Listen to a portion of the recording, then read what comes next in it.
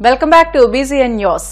కాకినాడ జిల్లా sports authority stadium వేదికగా ఫిబ్రవరి 15 నుండి 28వ తేదీ వరకు all India civil services hockey tournament ను విజయవంతంగా నిర్వహించేందుకు అంశాల వారీగా ప్రత్యేక కమిటీలు ఏర్పాటు చేస్తూ జిల్లా కలెక్టర్ షణ్మోహన్ సగిలి ఉత్తర్వులు జారీ చేశారు. కాకినాడ కలెక్టరేట్ కోర్టు హాల్లో హాకీ టోర్నమెంట్ నిర్వహణ ఏర్పాట్లపై వివిధ శాఖల అధికారులతో కలెక్టర్ సమావేశం నిర్వహించారు. కలెక్టర్ అధ్యక్షతన జాయింట్ కలెక్టర్, DRO, CPO, DSDOలు సభ్యులుగా ఏర్పాటు చేసిన ఆర్గనైజింగ్ కమిటీ వివిధ ఉప కమిటీల సహకారంతో టోర్నమెంట్ నిర్వహణలో అన్ని అంశాలను పర్యవేక్షిస్తుందని తెలియజేశారు.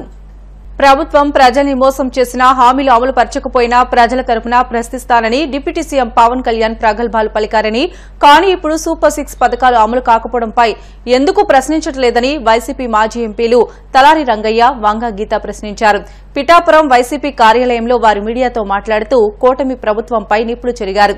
ఈ సమావేశంలో గండేపల్లి బాబీ, పార్టీ పట్టణ అధ్యక్షుడు రావుల మాధవరావు, కాకినాడ జిల్లా మహిళా అధ్యక్షురాలు బర్దినేడి సుజాత తదితరులు పాల్గొన్నారు. మేనిఫెస్టోనే ఏ మాత్రం కూడా కనీసం సూపర్ 6 అని చెప్పారు. కర్ణాటకలో ఎంతో కొంత సూపర్ 6 అమలైంది, తెలంగాణలో ఎంతో కొంత అమలైంది. ఇక్కడైతే ఈ రాష్ట్రంలో సూపర్ 6లో ఒక్కటి కూడా కనీసం అరపథకం కూడా అమలైన సందర్భం లేదు. ఏదైతే పెన్షన్ 4000 ఇస్తున్నారో సూపర్ 6లో భాగంగా లేదది, మనకందరికీ తెలిసిందే. అది సపరేట్. సూపర్ 6లో ఉన్నది ఉచిత బస్సు ప్రయాణాలు మహిళలకి, తల్లికి వందనము, అలాగే గ్యాస్, రైతులకు సంబంధించినది అన్నదాత సుఖీభావ, ఇలాంటి పథకాలే ఉన్నాయి. కానీ ఆరిట్లలో ఇవాళ ఒక్కటి కూడా చేసి చెప్పిన సందర్భం లేదు. ఎన్నికల ముందే దాదాపు సంవత్సరం ముందుగా ఇప్పుడున్న రాష్ట్ర మంత్రివర్యులు లోకేష్ గారు ఏం చెప్పారు, అన్ని పథకాలకు కూడా ఆర్థిక పరిస్థితిని, రాష్ట్రంలో ఉన్న ఆర్థిక పరిస్థితిని అంచనా వేసే మేము సూపర్ 6 ప్రకటించాము. ఎక్కడైనా మేము అమలు చేయలేకపోతే మీరు మా కాలర్ పట్టుకొని అడగవచ్చు అని చెప్తున్నాను. నేనైతే ఈ పిఠాపురం గడ్డ మీద నుంచి పవన్ కళ్యాణ్ గారికి విజ్ఞప్తి చేస్తున్నాను, గుర్తు చేస్తున్నాను. మీరు చాలా గొప్ప వ్యక్తులు, గొప్పగా చెప్పారు. ఏదైనా సరే ప్రభుత్వం తరఫున, ప్రజల తరఫున ప్రభుత్వాన్ని ప్రశ్నిస్తాను. ప్రశ్నించడానికే నేను పార్టీని పెట్టాను. భారతదేశంలో అట్లా చెప్పిన వ్యక్తి ఎవరు లేరు. ఇప్పుడు ప్రశ్నించమని అడుగుతున్నాను. ఎందుకు సూపర్ 6 పథకాలు ఇవ్వలేకపోతున్నారో ప్రశ్నించమని అడుగుతున్నాను. మీరు రాష్ట్రంలోనూ దేశంలోనూ మీరు అధికారాన్ని పంచుకున్నారు. కేంద్రంలో పంచుకున్నారు, రాష్ట్రంలో పంచుకున్నారు. బాధ్యతలను ఎందుకు పంచుకోలేకపోతున్నారు అని నేను అడుగుతున్నాను. అందువల్ల ఈ బాధ్యత మీరు తీసుకోవాలా డిప్యూటీ సీఎంగా. మీ పిఠాపురం గడ్డ మీద నుంచి ప్రశ్నిస్తున్నాను. ప్రభుత్వం అధికారంలోకి రావటం కోసం విడుదల చేసిన మేనిఫెస్టో కానీ, చెప్పిన ప్రసంగాలు కానీ, ప్రభుత్వం వచ్చిన తర్వాత జరిగే తీరుతెన్నులకి ఎక్కడా సంబంధం లేదు. మొన్ననే గౌరవ ముఖ్యమంత్రి గారు చెప్పడం జరిగింది, నిధులు ఉంటే ఇస్తాము అన్నట్టుగా, అంటే లీస్ట్ ప్రయారిటీ ప్రజా సంక్షేమం అన్నట్టుగా తేల్చడం జరిగింది అనేది మా అందరి అభిప్రాయం. మేము అవి చేస్తాం ఇవి చేస్తామని జనరల్గా చెప్తుంటారు. అలా కాకుండా అంటే మేనిఫెస్టో అంటే దానికి ఒక ఇంపార్టెన్స్ లేదని అర్థమైంది. ప్రజలకు ఇచ్చిన మాట అంటే ఒక ఇంపార్టెన్స్ లేదనేది అర్థమైంది. ప్రజలు టాప్ ప్రయారిటీ కాదు, పేద వర్గాలు, అట్టడుగు వర్గాలు, బలహీన వర్గాలు, వాళ్ళ యొక్క విద్య, వాళ్ళ యొక్క ఉపాధి, వాళ్ళ యొక్క ఆరోగ్యం, వాళ్ళ యొక్క సంక్షేమం, వీటిని దృష్టిలో పెట్టుకుని దీన్ని ప్రధానంగా ఏ ప్రభుత్వం అయినా దాని మీద కూలంకషంగా చర్చించి అమలు చేసిన తర్వాత ఎవరైనా ఇంకా మిగతా కార్యక్రమాలు కావచ్చు, లేకపోతే సాంకేతిక పరిజ్ఞానం కావచ్చు, ఏదైనా చూసే పరిస్థితులు ఉంటాయి. బట్ దీన్ని పూర్తిగా ఈ ప్రభుత్వము భిన్నంగా ఉంది. ఖచ్చితంగా ప్రజలకి సమాధానం చెప్పాలి. రాష్ట్రంలో కూటమి ప్రభుత్వం అధికారంలోకి వచ్చి 7 నెలలు అవుతుందా, ప్రజలకు ఇచ్చిన ఏ హామీని నెరవేర్చలేకపోయారని వైసీపీ నేత భూమా కిషోర్ రెడ్డి తీవ్రస్థాయిలో విమర్శించారు. ఆళ్లగడ్డలోని వైసీపీ కార్యాలయంలో ఆయన మాట్లాడుతూ ముఖ్యమంత్రి చంద్రబాబు మీడియా సమావేశం పెట్టి రాష్ట్రం అప్పుల ఊబిలో కూరుకుపోయిందని, అందుకే పథకాలను అమలు చేయలేకపోతున్నామని చెప్పడం హాస్యాస్పదంగా ఉందని అన్నారు. ఎమ్మెల్యే భూమా అఖిలప్రియ అవినీతి అక్రమాలను తాను నిరూపించడానికి సిద్దంగా ఉన్నానని సవాల్ విసిరారు. సమాధానం కోసం ఎమ్మెల్యే భూమా ఇంటికైనా వస్తానంటూ ఘాటుగా స్పందించారు. ముందు చంద్రబాబు నాయుడు గారికి నేను చెప్పేది ఒకటే, ఇచ్చిన హామీలు నెరవేర్చలేనప్పుడు నిస్సిగ్గుగా దిగిపోండి. మీరు చేత కాకపోతే ప్రభుత్వంలో నుండి మేము చెయ్యలేము అంతే తప్ప జగన్మోహన్ రెడ్డి అప్పులు చేసినట్టే మీకు తెలియదా? రాష్ట్రం ఎంత అప్పులు ఉన్నాయో ప్రతి ఒక్కటి చూపించుకుంటూనే వస్తున్నారు. గత ప్రభుత్వం అధికారం ఉన్నప్పుడు 5 లక్షల పైసలకు అప్పు చేసినారని చెప్పి డైరెక్ట్గా ఉన్నాయి రికార్డ్స్. అది తెలిసి మీరు ఎలా చెప్పారు మేము ఇవన్నీ అమలు చేస్తామని చెప్పి? నిన్న మన ఆర్లగడ్డ ఎమ్మెల్యే ప్రెస్ నోట్ వదిలేరు ఒకటి, జగన్మోహన్ రెడ్డి గారు రాష్ట్రాన్ని నాశనం చేసినారు, ఆయన రాష్ట్రానికి బకాయి 1,40,00,000 అప్పున్నారని చెప్పి వదిలేరు.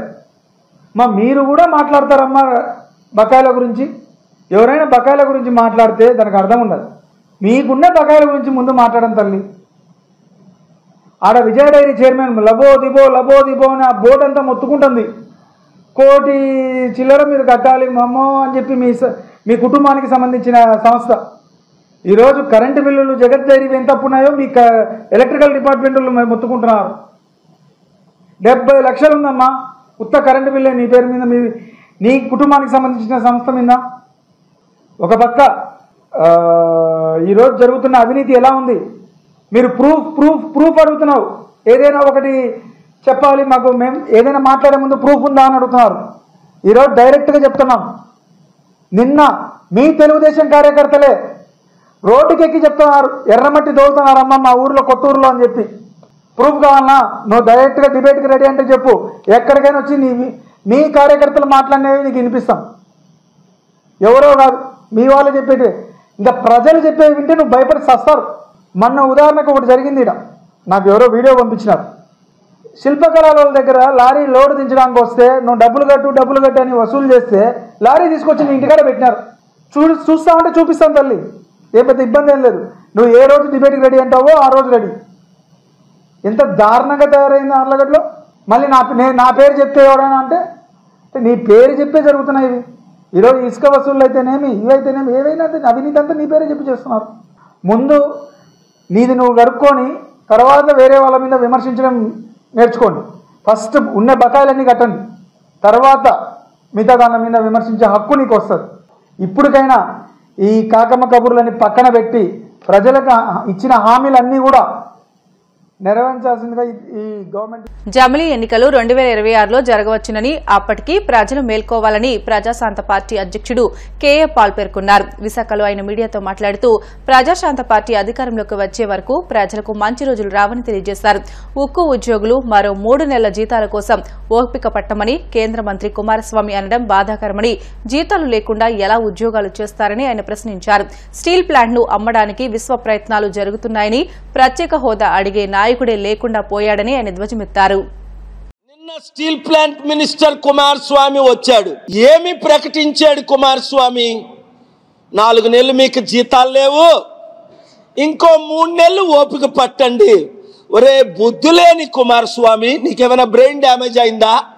మీ నాన్న దగ్గర నుంచి ఏమి నేర్చుకోలేదా? నువ్వు బీజేపీ ప్యాకేజ్ స్టార్ అయ్యావు. 7 నెలలు జీతాలు లేకుంటే ఎవరైనా బతకగలరా? 7 రోజులు నువ్వు బతకలేవే. నీకంటే 1000 కోట్లు ఆస్తుంది.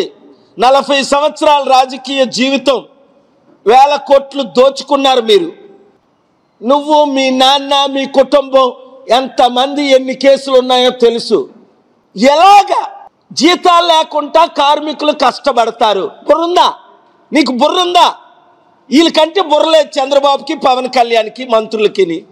ఎందుకంటే వాళ్ళకి లక్షల కోట్లు ఆస్తుంది. వాళ్ళు అడగలేరు, వాళ్ళు ప్రశ్నించలేరు. ప్రశ్నిస్తే చంద్రబాబుని జైల్లో పెట్టి పవన్ కళ్యాణ్ సీఎం చేస్తారు.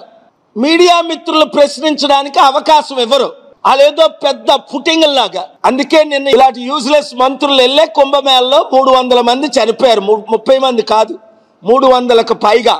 దాని మీద నేను పబ్లిక్ ఇంట్రెస్ట్ లిటిగేషన్ వేసి, ఎవరికైనా రాజకీయ నాయకుడికి, దొంగలకి, గజ దొంగలకి, ఈ అదానీలకి, ఈ మెగా కృష్ణరెడ్డి ఒకవేళ స్వర్గం వెళ్ళాలంటే వాళ్ళు ఏమైనా విఐపి పాస్తో ఎన్నుకొని వెళ్తారా? అందరిలాగే వాళ్ళు వెళ్ళమనండి.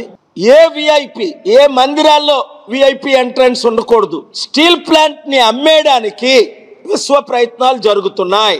స్టీల్ ప్లాంట్ ని సెయిల్లో మేము చేర్చడానికి కారణం ఏంటి? స్టీల్ ప్లాంట్ ని సెయిల్లో చేర్చాలి. స్టీల్ ప్లాంట్ ట్యాక్స్ల ద్వారా మేము 55,000 కోట్లు ఇచ్చాం. మీరేదో 11,000 కోట్లు మీ బ్యాంకులకు రుణమాఫీ చేసుకోవడం కాదు. స్టీల్ ప్లాంట్ కొరకు కనీసం 55,000 కోట్లు, 25,000 కోట్లు రేపు బడ్జెట్లో పెట్టాలి. ఈనాడు, జ్యోతి, వార్త తెలుగు వారే కాకుండా ఇంగ్లీష్ పేపర్లు అందరూ మీరు హెడ్లైన్స్ పెట్టి రాయండి. Hour demands, hour fundamental rights, article 14, 19, 21. వెంటనే బాకీలున్న 3-4 నెలల జీతాలు, ఇప్పుడు రాబోయే ఈ నెల జీతం తక్షణమే రిలీజ్ చేయాలి. రేపే స్టీల్ ప్లాంట్ని ప్రైవేటైజ్ చేయడానికి పేరుతో అదానీ, అంబానీ, మిత్తాల్, జిందాల్కి అమ్మడానికి మీరు 14,000 ఎకరాలు అమ్మారు. ఆ ప్రయత్నం మానుకోవాలి. రేపు కేబినెట్ మీటింగ్లో ప్రత్యేక హోదా కన్సిడర్ చేయమని నేను కోర్టులో ఆంధ్రప్రదేశ్లో ఆర్డర్ తీసుకొచ్చా. చంద్రబాబు నాయుడు, పవన్ కళ్యాణ్ కనీసం మాకు ప్రత్యేక హోదా కావాలని నేను తెచ్చిన ఆర్డర్ కూడా మద్దతు ఇవ్వడం లేదు. జగన్మోహన్ రెడ్డి గారు మీరైనా ఇమీడియట్గా లెటర్ రిలీజ్ చేయండి, మద్దతు ఇవ్వండి. రండి, కలిసి పోరాడదాం. యువతీ యువకులారా రండి. 7569441275 గ్రూపులు పెట్టండి. పార్వతీపురం, కొత్తగూడెం, తణుకు గ్రూపు పేరు, మీ నియోజకవర్గం, మీ విలేజ్ పేరు. వచ్చే సర్పంచుల ఎలక్షన్లో తెలంగాణ మిత్రులారా 10th పాస్ అయిన ఎవరైనా పర్వాలా, మీకు జీతాలు, ఉద్యోగాలు ఉంటాయి. నేను నెక్స్ట్ వీక్ పోస్టర్ రిలీజ్ చేస్తున్నాను. ప్రతి ఒక్కరూ పోటీ చేయండి. వార్తలు ముగించే ముందు ముఖ్య అంశాలు మరొకసారి. నెల్లూరులో అమృతధార పథకంపై సమీక్ష నిర్వహించిన మంత్రి ఆనం. గ్రామీణ ప్రాంతాల్లో ప్రతి ఇంటికి కుళాయి ద్వారా మంచినీరు సరఫరా చేసేందుకు కృషి చేస్తున్నట్లు వెల్లడి.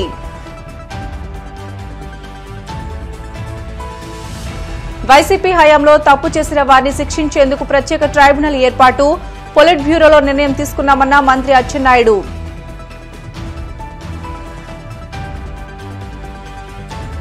ఏడు నెలల్లో కూటమి ప్రభుత్వం చేసిన అప్పులపై శ్వేతపత్రం విడుదల చేయాలి. వైసీపీ అధికార ప్రతినిధి కాకుమాను రాజశేఖర్ డిమాండ్.